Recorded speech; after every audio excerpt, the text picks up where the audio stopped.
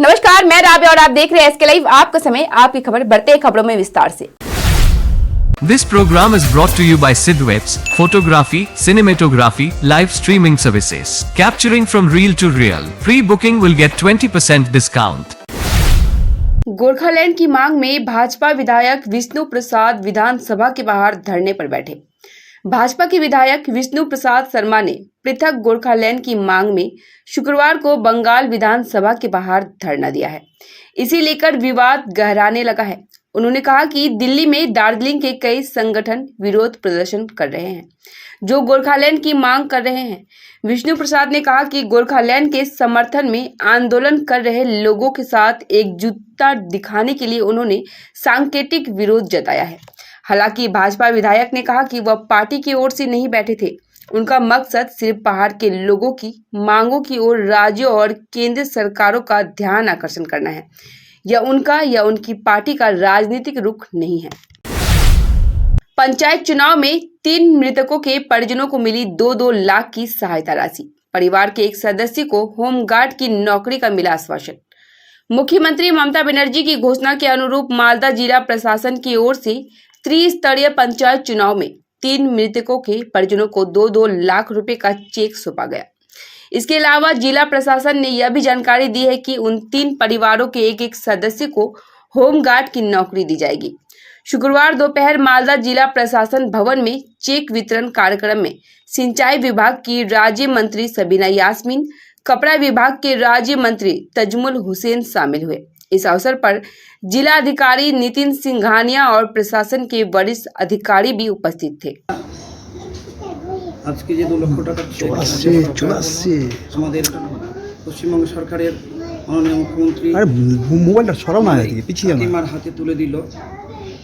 টাকার বিনিময়ে তো মানুষের জীবন হয় না, কিন্তু যে 2 লক্ষ টাকার চেকটা দিল মানবিক মুখ্যমন্ত্রী, আমরা অসংখ্য ধন্যবাদ জানাই আমাদের রাজ্যের মুখ্যমন্ত্রীকে এবং পাশাপাশি আমার কাকিমা পরিবারকে একটা হোমগার্ডের স্পেশাল চাকরিও দিয়েছে।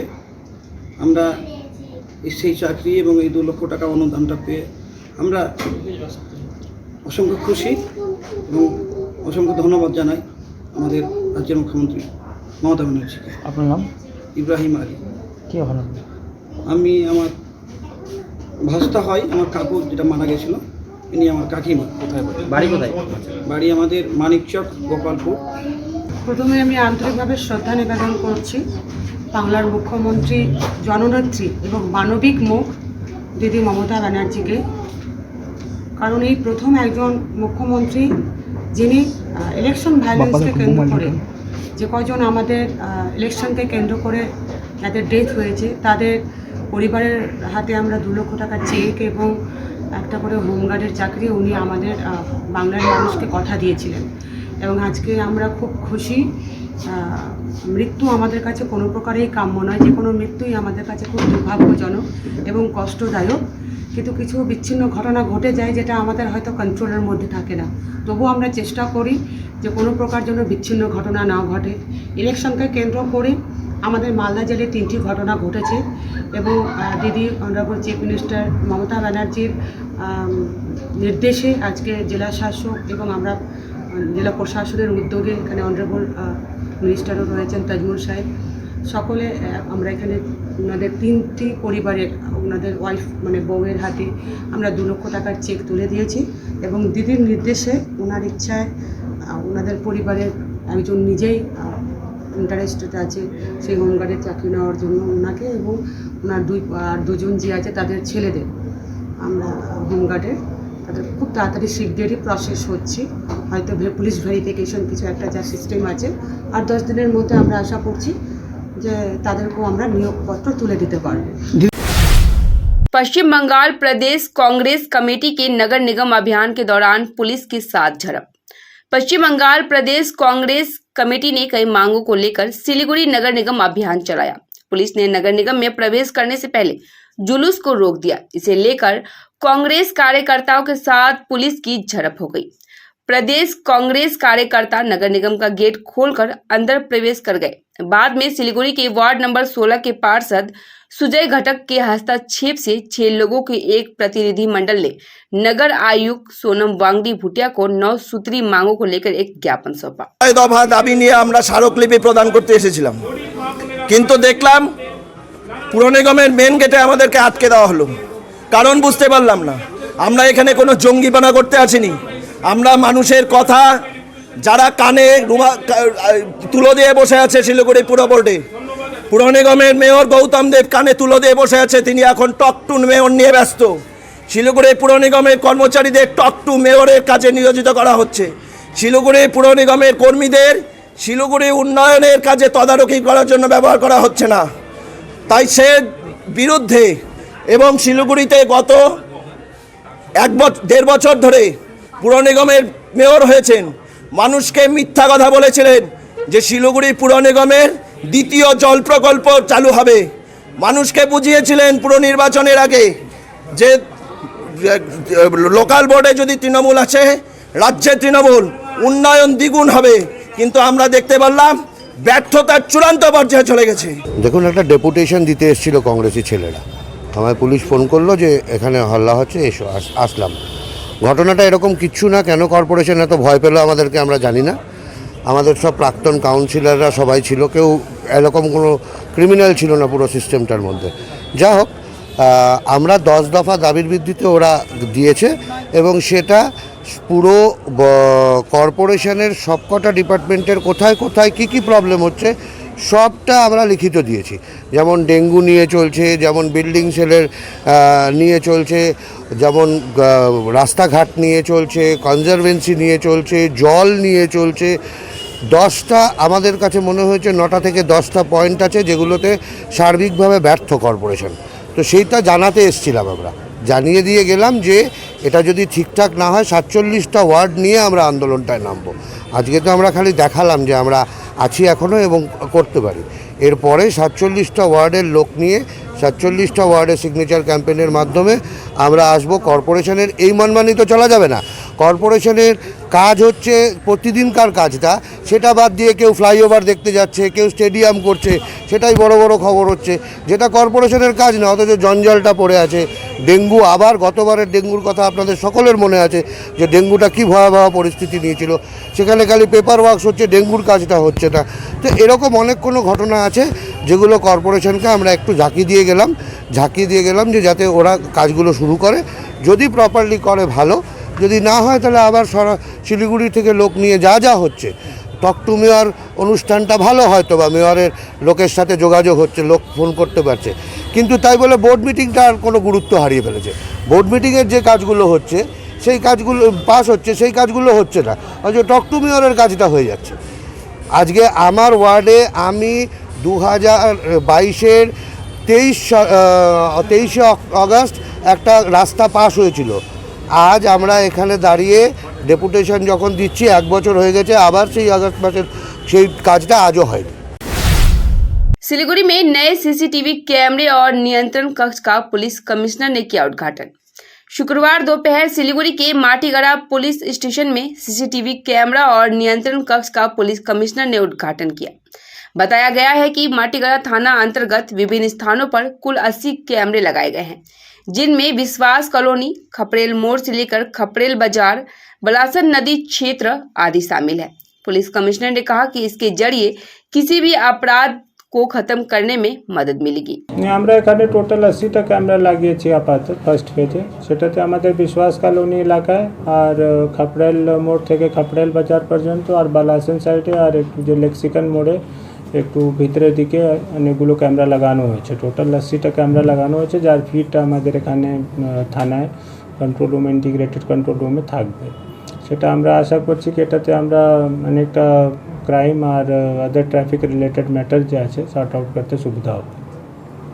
কোন কোন এরিয়াগুলোতে এগুলো লাগানো হয়েছে? মানে এটা খপড়েল মোড় থেকে খপড়েল বাজার পর্যন্ত বিশ্বাস কলোনি এরিয়াতে, আর খপড়েল মোড় থেকে টুয়ার্ডস দার্জিলিং মোড় ইনক্লুডিং লেক্সিকান মোড়ে একটু ভিতরের দিকে, সেই এরিয়াগুলো কভার করা হয়েছে।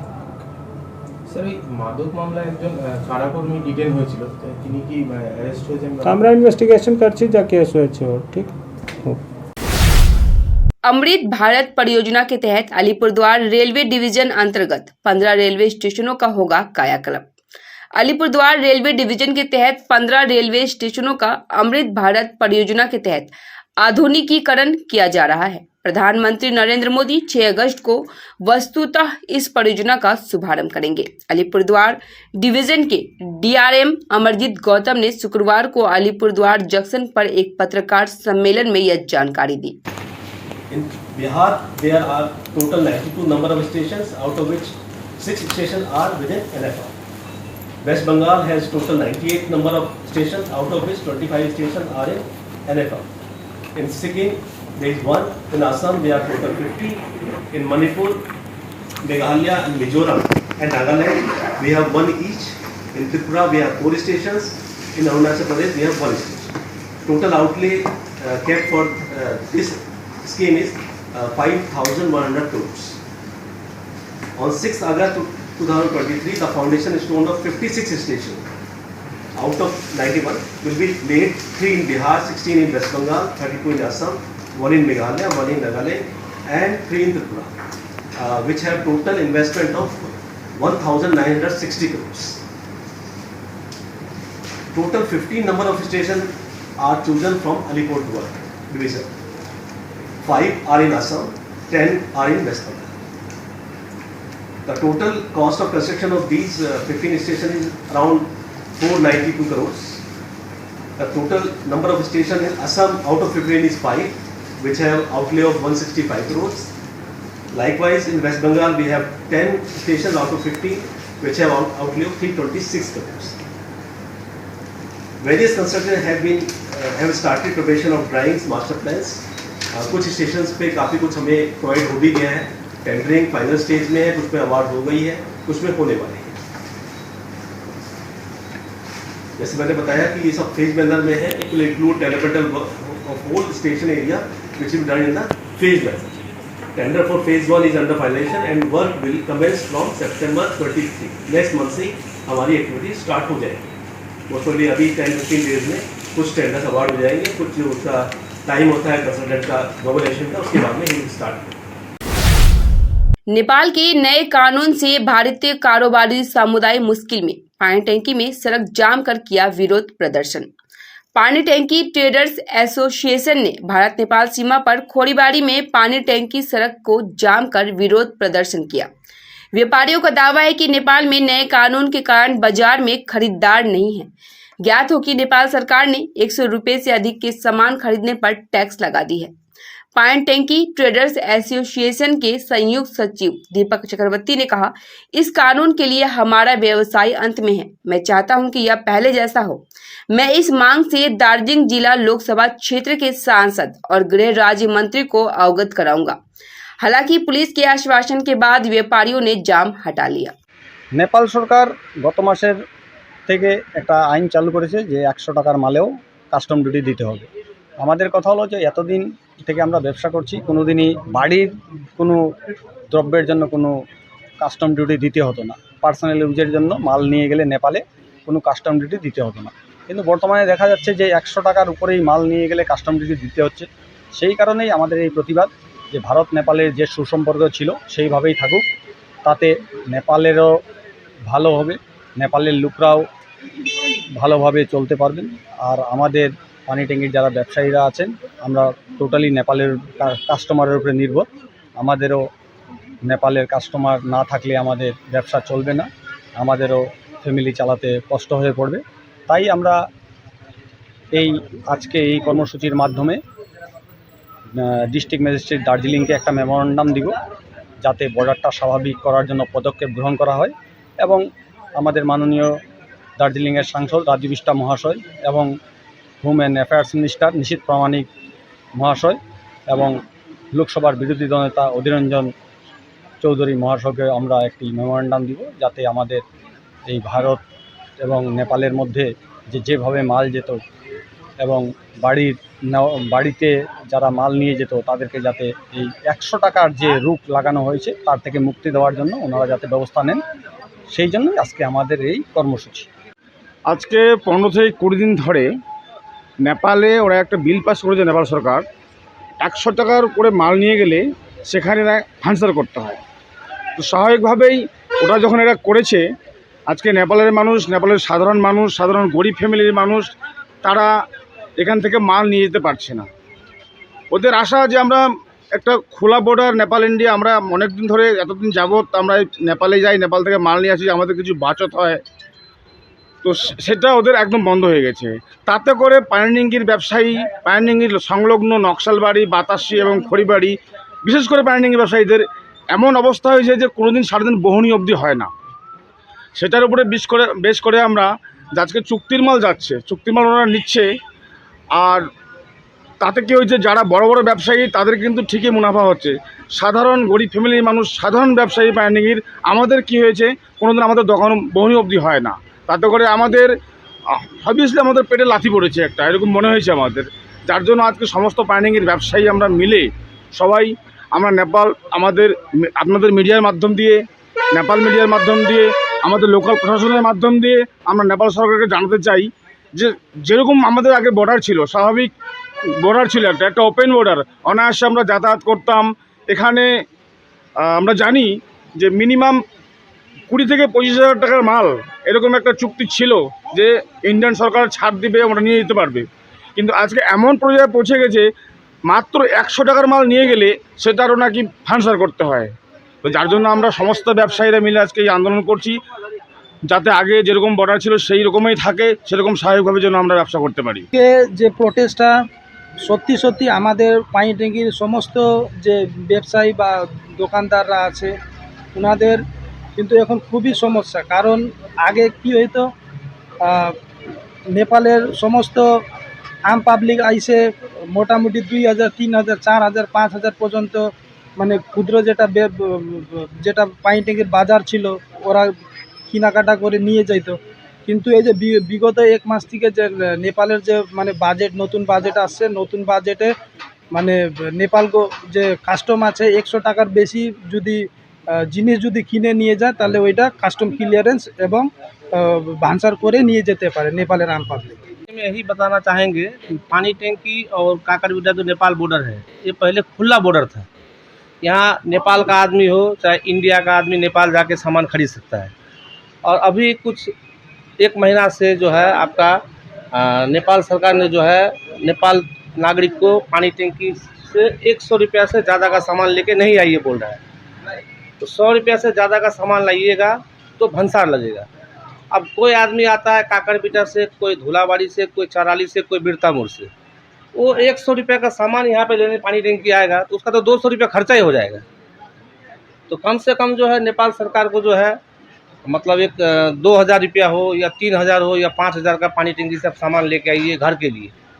अब 100 रुपया का सामान लेने के लिए अगर 200 रुपया कोई आदमी खर्चा करेगा तो पानी टैंकी क्या करने के लिए आएगा। समय हो चला है छोटे से ब्रेक का, लेते हैं छोटा सा ब्रेक।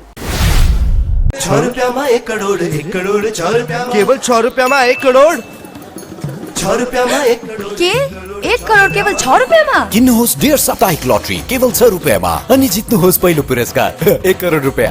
6 रुपया में 1 करोड़, 1 करोड़ 6 रुपया में 6 रुपया। डेढ साप्ताहिक लटरी, भाग्य बदलिने बाटो। Recliners, leather sofas, fabric sofas, wooden sofas, center tables, hydraulic beds, wardrobes, dressing tables, dining sets, crockery units, bar cabinets, office tables, office chairs, bookshelves, outdoor sets, home decors and wall Collection from Royal Oak, just a click away. International furniture, unbeatable price.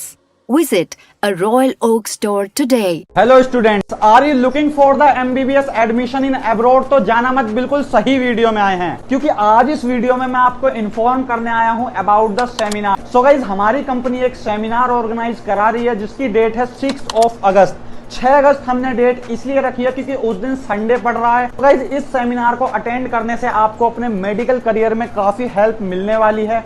आपको काफी सारी information और knowledge इस seminar से मिलने वाली है कि आपको कौन सा कॉलेज और कौन सी यूनिवर्सिटी सेलेक्ट करनी है MBBS एडमिशन के लिए। तो ये जो सेमिनार ऑर्गेनाइज कराई जा रही है, इसका जो वेन्यू होगा वो सिलीगुड़ी के अंदर होगा at Saluja hotel on HC and security surveillance solution. From high-end professional networking solutions to biometric applications navigation, from CCTV cameras to access control, from fire alarms to vehicle monitoring systems, we do it all. Security for all, government establishment, army, banks, education, healthcare, hotels, retail chain, police, projects, real estate or home. Our services take care of everything from conducting surveys, analyzing requirements, designing solutions to implementing, installing electronic security systems and maintenance. Sidwap, Siliguri, 9434023813.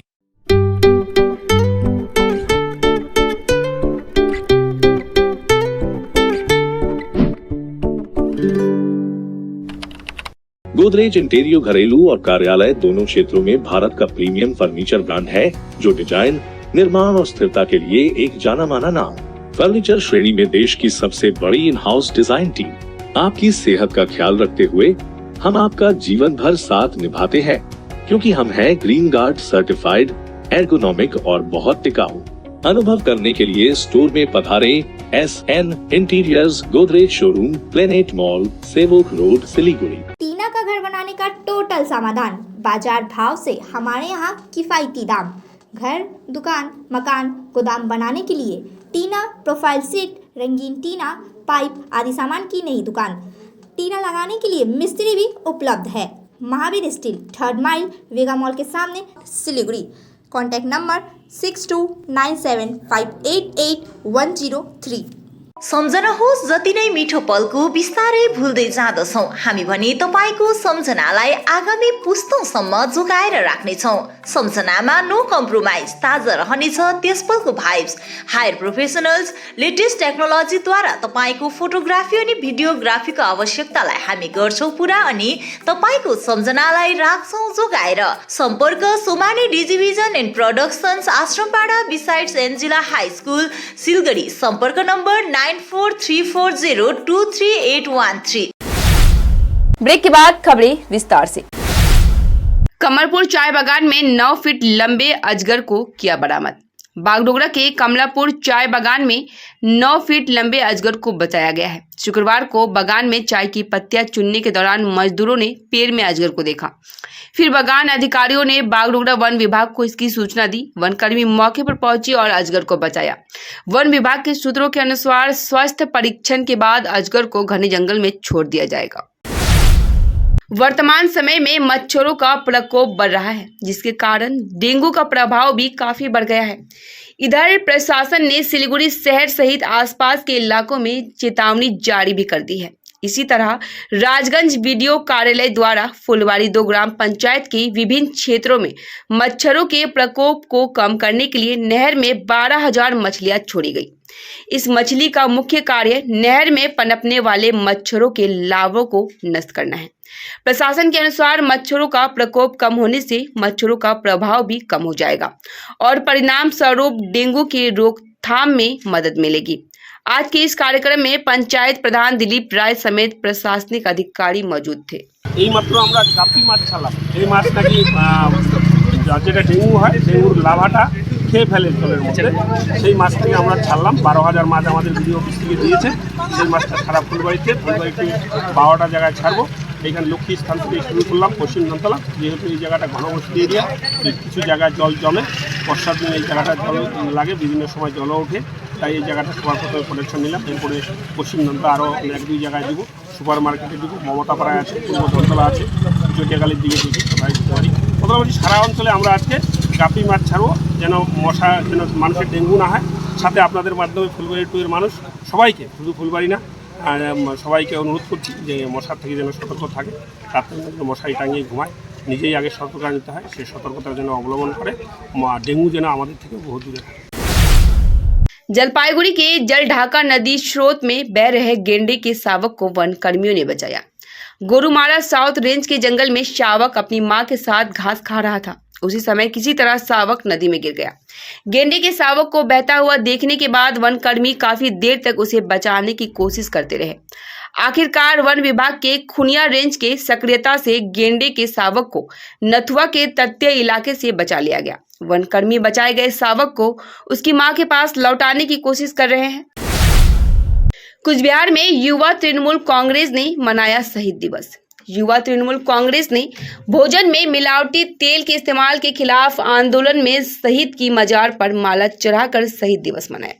1988 में जब राज्य में वाम मोर्चा सरकार सत्ता में थी, तब मिलावटी तेल का सेवन करने के बाद कई बच्चे विकलांग हो गए। मिलावटी तेल के खिलाफ प्रदर्शन के दौरान कुचबिहार में पुलिस फायरिंग में रॉबिन विमान हैदर की मौत हो गई थी। इन शहीदों की याद में आज युवा तृणमूल कांग्रेस की ओर से सागर दिघी तट स्थित शहीद वेदी पर पुष्पांजलि अर्पित की गई। वहीं युवा तृणमूल कांग्रेस ने शहीदों के लिए श्रद्धांजलि सभा का भी आयोजन किया। প্রত্যেক বছরই আমরা শহীদদের এই তর্পণ অনুষ্ঠান করে থাকি। এবছরও সকাল থেকে বহু আমাদের দলের কর্মী সমর্থক এসে উপস্থিত হয়েছেন শহীদ বেদিতে শ্রদ্ধা জানাতে।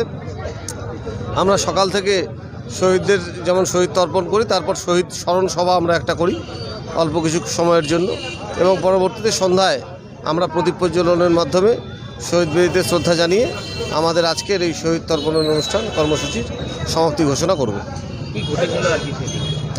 1988 সালে 4 আগস্ট আপনারা প্রত্যেকে জানেন, সেই সময় তদানীন্তন বামফ্রন্ট সরকারের আমলে খাদ্যে ভেজাল তেলের খেয়ে গোটা পশ্চিমবাংলায় বহু শিশু বিকলাঙ্গ হয়ে যাচ্ছিল। সেই সময় অবিভক্ত কংগ্রেসের যুব সভানেত্রী ছিলেন মুখ্যমন্ত্রী মাননীয়া মমতা বন্দ্যোপাধ্যায়। তার নির্দেশে কোচবিহারে তৃণমূল যুব কংগ্রেসের একটি মিছিল কোচবিহার সাগরদিঘির পার যখন পাশ দিয়ে যাচ্ছিল, শান্তিপূর্ণ মিছিলের উপরে জ্যোতি বসুর খুনি পুলিশ নির্বিচারে গুলি বর্ষণ করে এবং সেই গুলিতে তৎতাজা 3 জন যুবক প্রাণ হারান, শহীদ হন রবিন বিমান হায়দার। তাদের স্মৃতিতে প্রত্যেক বছর 1988 সালের পর থেকে আমরা সেই শহীদ তর্পণ অনুষ্ঠান করে থাকি। खुटी पूजा के साथ सिलीगुड़ी गणेश पूजा वेलफेयर सोसाइटी की तैयारियां शुरू। सिलीगुड़ी की गणेश पूजा वेलफेयर सोसाइटी की खुटी पूजा विधि विधान से संपन्न हुई। खुटी पूजा के साथ गणेश पूजा की तैयारियां शुरू हो गई है। मंडप में बांस की कारीगरी का प्रदर्शन किया जाएगा। यह गणेश पूजा शहर के बड़े बजट वाली पूजाओं में से एक है। इस वर्ष भी पूजा समिति पूजा के अवसर पर विभिन्न सामाजिक गतिविधियों का आयोजन करेगी।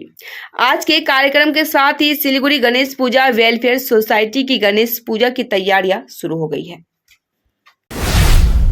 फिलहाल के लिए इतना ही। अब दीजिए मुझे इजाजत। तमाम खबरों अपडेट के लिए बने रहे इसके लाइव पे। धन्यवाद।